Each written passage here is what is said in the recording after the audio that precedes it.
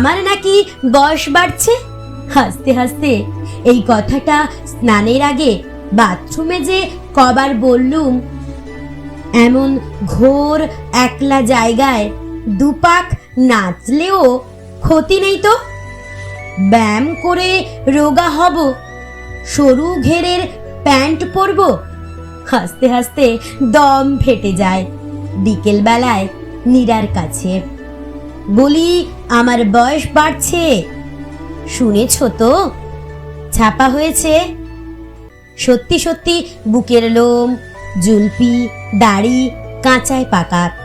এই যে দেখো, চেয়ে দেখো। দেখে সবাই বলবে নাকি, ছেলেটা কই, ও তো লোকটা।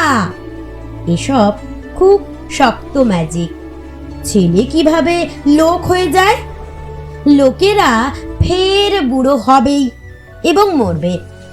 আমিও মরব, আরও খানিকটা ভালোবেসে, আর কয়েকটা পদ্য লিখে আমিও ঠিক মরে যাব। কি তাই না? ঘুরতে ঘুরতে কোথায় এলুম? এ জায়গাটা এত অচেনা।